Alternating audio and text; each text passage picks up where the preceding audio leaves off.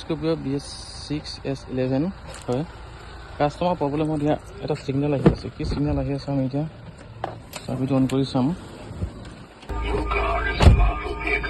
এয়া সিগনেল হ'ল এইটো আপোনাৰ দিলে মাৰি আছে।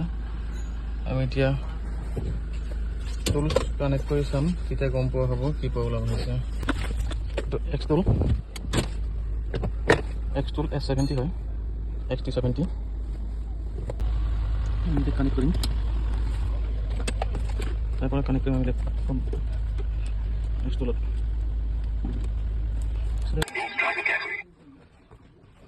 ডায়াগনষ্টিকত যাম, আমি যাম ইণ্ডিয়া মহেন্দ্ৰ ডায়াগনষ্টিক যাম আমি স্কৰপিঅ'ত। স্কৰপিঅ'ত আছে বহুত মডেল আছে, আমি চিলেক্ট কৰিম স্কৰপিঅ BS6 অটো স্কেন।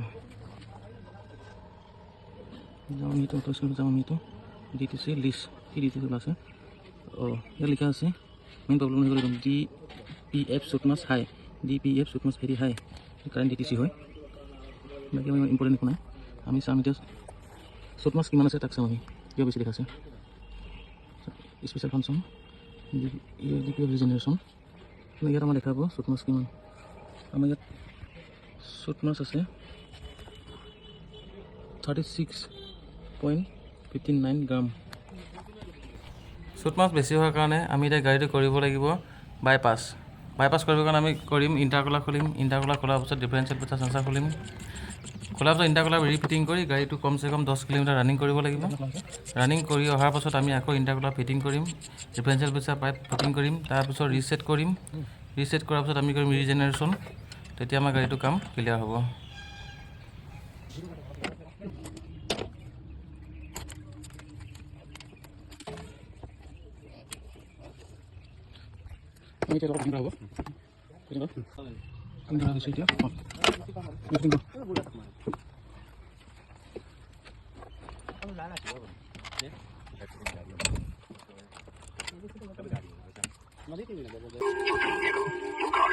আমি কৰিব লাগিব ৰিছেট ইণ্ডিয়া মহেন্দ্ৰ।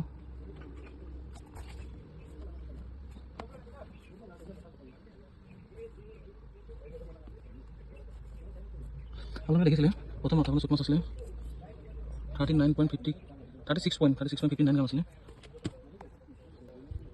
এতিয়া আমাৰ ওলাইছে 1.12 গ্ৰাম।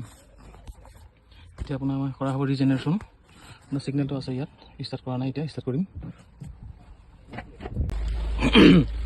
ৰিজেনেৰেশ্যন আপোনাৰ ছাকচেছফুল হৈ গ'ল। আমাৰ বাইপাছ আৰু ৰিছেট কৰা হৈছিলে, তাৰপৰা ৰিজেনেৰেশ্যন কৰা হৈছিলে, ৰিজেনেৰেশ্যন ছাকচেছফুল হৈছে। এতিয়া আমি চাম ফল্ট ক'ত কি আছে।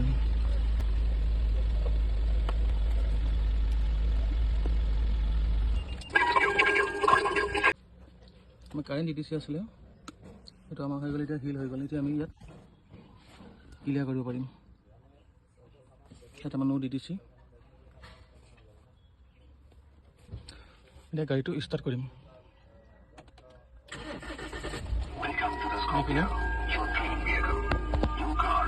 যিটো ছিগনেল আছিলে আপোনাৰ ছিগনেল গুচি গৈছে, কাম আমাৰ এতিয়া ছাকচেছফুল।